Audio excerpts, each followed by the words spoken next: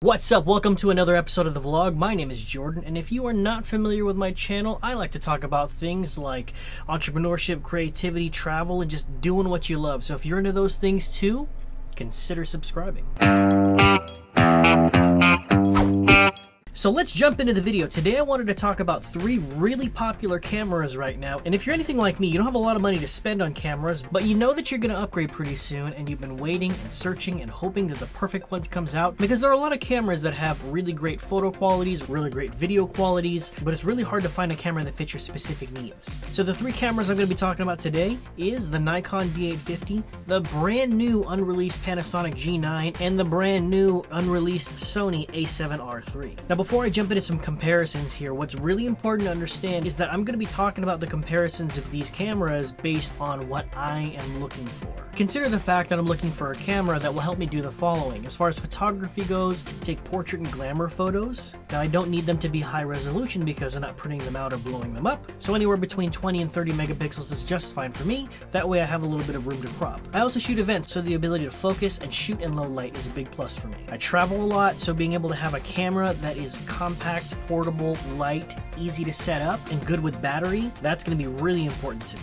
And I also do food photography, so I'll need a camera that can take really sharp, high-resolution photos. Now, as far as video goes, I don't do any super professional video, but production is really important to me. I'm shooting this video on a Panasonic G7 right now in 4K 30p. So I'm looking for something that can do really well with vlogging, general content creation, and is excellent with video resolution and frames per second. And anything else that comes on top of that, it's just icing on the cake. So with that said, let's jump into some similarities between all 3 cameras. One thing I really like about all 3 is they have dual card slots, so you can shoot redundant or you can have overflow from one card to the other. In a very professional setting where you don't want to lose any data, this really comes in handy. Second, all 3 cameras can shoot 4K with no crop factor. This is so awesome because you don't have to worry about throwing a wider lens just to shoot 4K, or remember that there's a crop factor. On other cameras like the Canon 5D Mark IV, there's a 1.7 crop factor.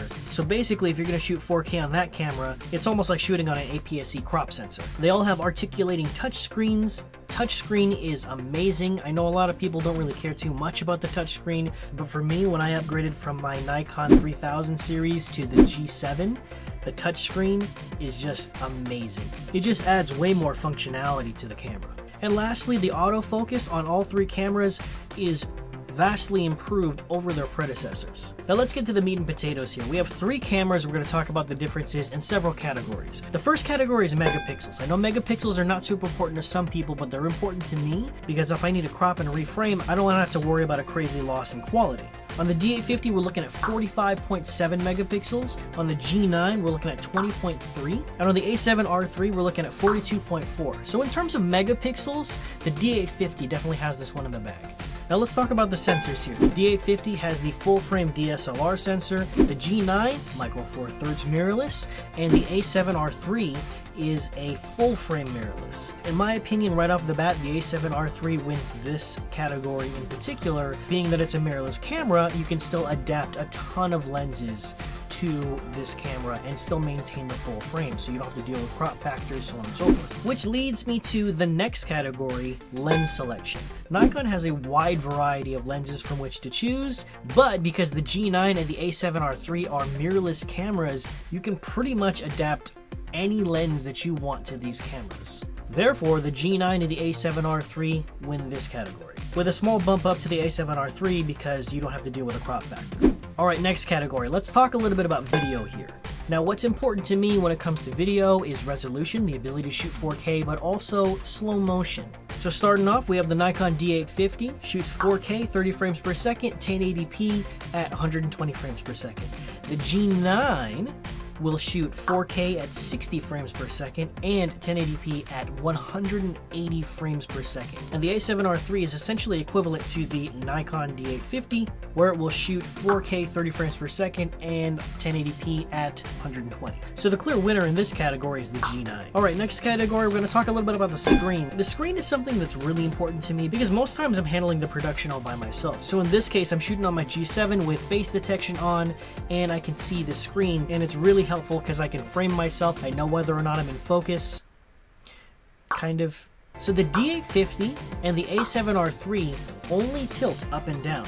It's really helpful if you're trying to get really low shots or really high shots, but the G9 has a fully articulating screen, and that's really helpful for vloggers. In addition to the screen, the great thing about mirrorless cameras is the fact that they have an EVF, electronic viewfinder. So with the D850, you're getting the image bounced off a mirror, shot into a prism, and into your eyeball, versus a mirrorless camera where it's shot onto the sensor and then projected onto a screen at your eye. And this is really helpful for shooting outside because that electronic viewfinder is really, really bright, and you don't have to rely on the screen too much. So you can shoot photos and videos and look at everything and even preview inside the screen. And the last category here is the price. So what do these bad boys cost? The Nikon D850 is going to run you about $3,300.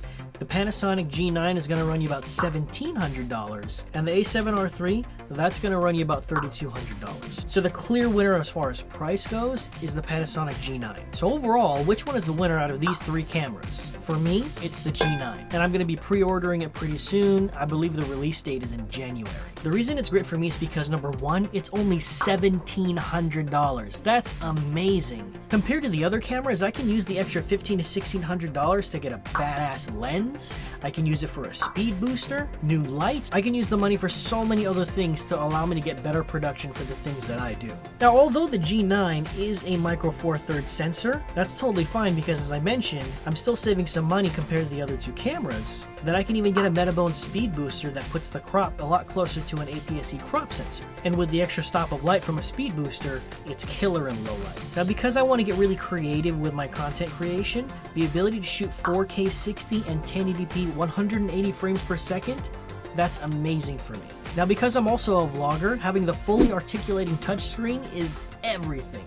I didn't have this before, and now that I have it, it's so convenient to have that I don't want to ever go back, or even think about purchasing a really wide-angle lens just to make sure that I'm in the shot every single time. And lastly, as a food photographer, one thing I didn't mention about the G9 is that it has a high-resolution mode that will actually take 4 separate photos and stack them together to create an 80-megapixel photo. Olympus has been doing this for a while, and the Sony A7Riii can actually do this. It'll stack all 4 photos on top of each other with a feature called Pixel Shift, and it'll make a 120 megapixel photo. But I'm not sure that I want to spend $3,200 on this feature. So it's really cool that this feature is stacked into the camera that has all the other things that I'm looking for. So it's just icing on the icing of the icing of the cake. So anyway, I hope this video helped shed some light on which camera might be the best for you. I know that I didn't cover every single thing that these cameras have to offer, but this is what I'm looking for out of these particular cameras, and it just so happens the G9 right now is right for me. With that being said, thanks so much for watching this video. If you found any value in today's episode, go ahead and give it a thumbs up. I don't do very many reviews and comparisons, but I would be very interested to know if you guys would be interested in seeing more videos just like this. So, if you're interested in seeing more videos just like this from a guy like me, go ahead and hit that subscribe button. But until next time, I'll see you later.